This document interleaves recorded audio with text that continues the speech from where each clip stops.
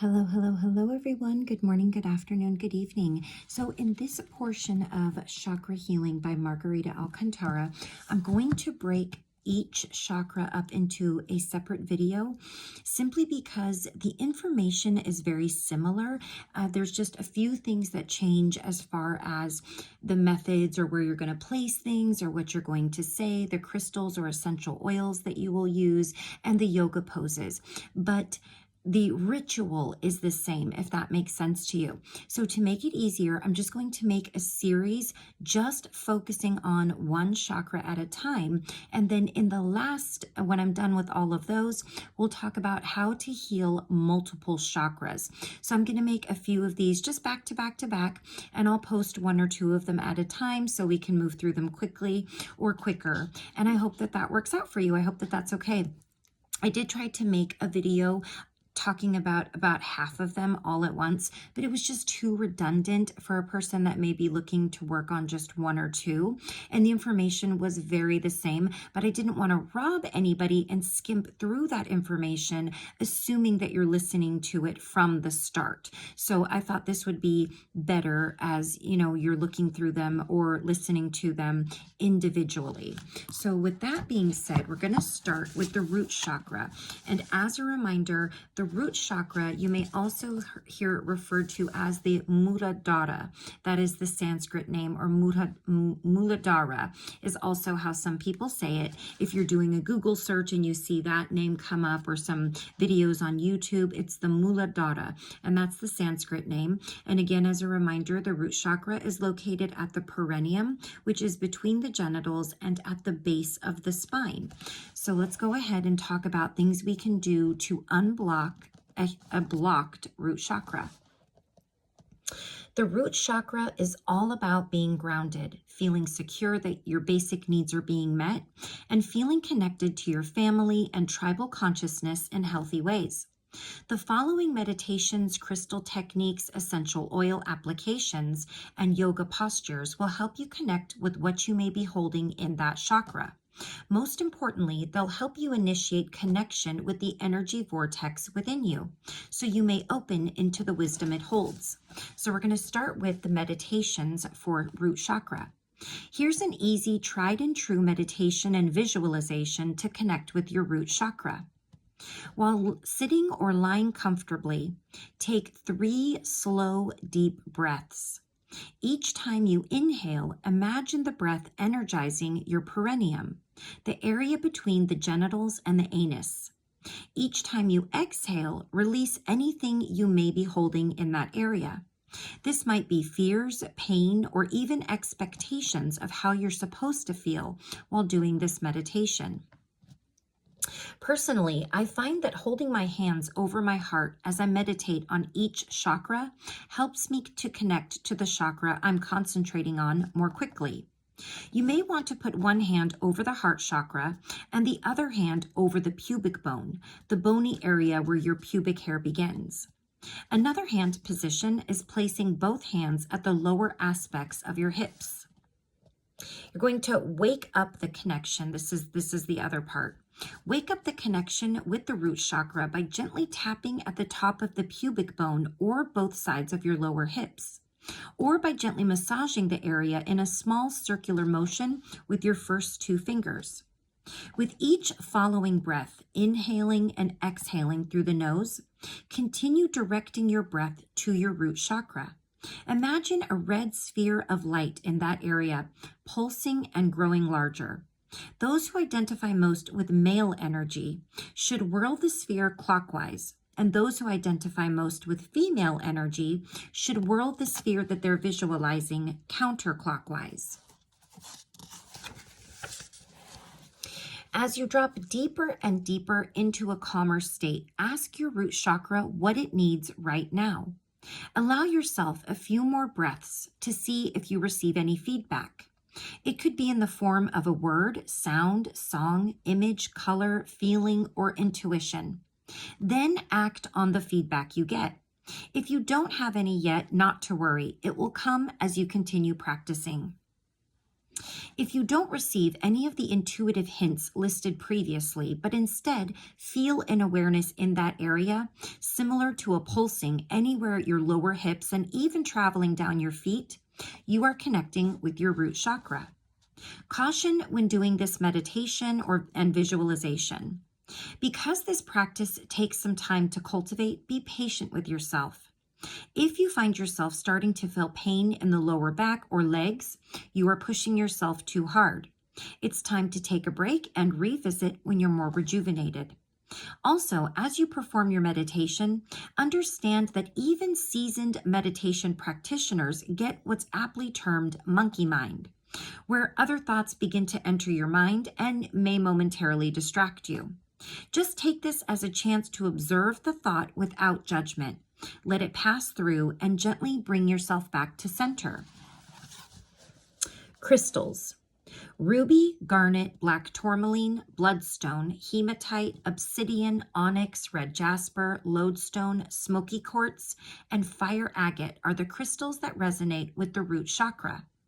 To use crystals to connect with your root chakra, make sure they are first cleansed from the energies of others who may have handled them before you, and that your intention for how they will be used is set.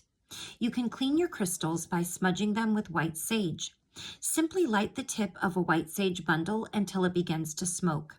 Blow out the flame and hold your crystal in the rising smoke for a few seconds, setting the intention that you'll be using the crystal to help you connect with your root chakra. This is my favorite method because after you cleanse your crystal, you can also cleanse your body by directing the smoke toward your chakras and the rest of your body with your free hand. You can also lay them out overnight under the moonlight to soak up the moon's actual light, running water over them or soaking them in salt water.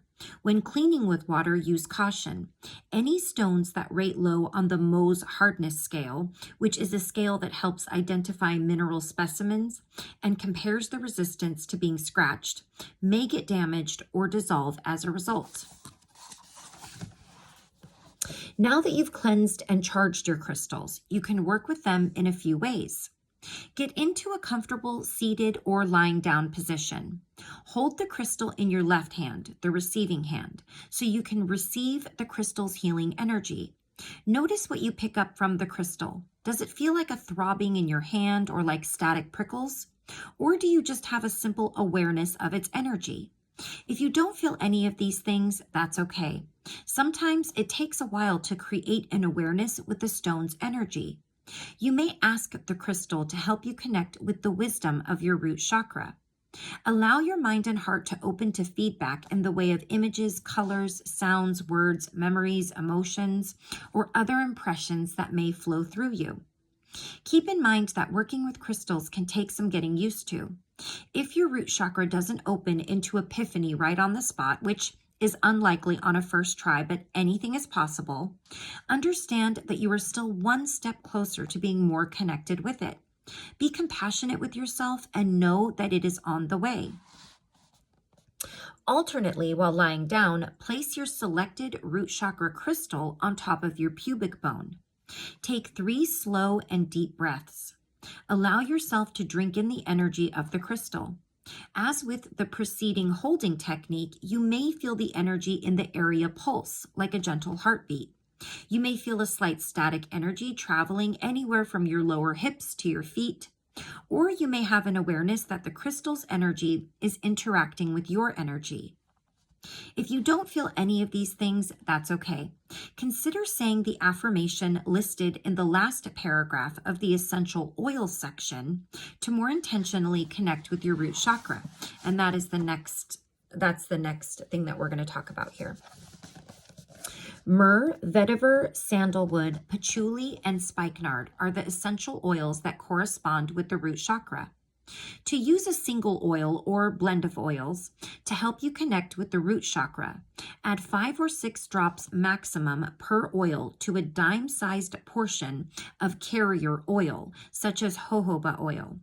Usually, I recommend applying essential oils to the chakras themselves. However, because of the location and sensitivity of the skin in the root chakra area, it is better to activate the oils another way. First, put the mixture in your hands and rub your hands together. Through the friction, you will release the scent and energy of the oils. Open your palms to release the fragrance. Deeply inhale the scent. Place your open palm over your pubic bone, allowing the energy of the oils to sink into the area. You might also try placing both hands at the lower aspects of your hips. Whether you choose to anoint your root chakra directly or activate the properties of the oils by rubbing them between your palms, take the time to intentionally create a connection with your root chakra. Say something like, I now intend to create a connection with my root chakra. May I feel grounded and secure in my being and existence. I release all fear that keeps me from feeling safe in my life.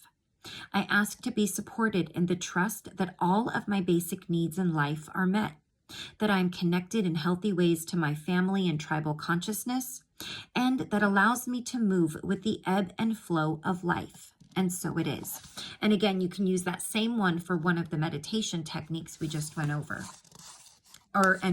Crystal techniques. And yoga. The root chakra is about stability and support. Corresponding asanas would be standing poses that strengthen the legs and ability to ground. Standing balancing poses to regulate this chakra include Warrior 1, Warrior 2, Tree Pose, and Chair Pose. Seated postures relate to grounding as well. Making sure to stretch the back of the legs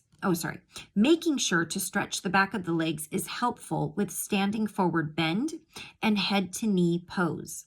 Restorative poses such as reclining bound angle pose, supported corpse pose, and supported child's pose can help us surrender to the gravity and groundedness of this chakra. And there are illustrations for the yoga poses in the back, but I don't think I'm going to show them. You can certainly look them up on YouTube or Google it or whatever if you're looking to learn about those poses. And the other last tips here that the author has for the root chakra. Eat root vegetables, which will help you ground. So any vegetable that grows from the ground and has a root. Take some time to do activities where your bare feet are planted into the earth, soil, or sand. Spend some time in nature. Make pottery. This will help your sacral plexus chakra too. Stomp your feet to connect with the earth or ground, even if you're in a building.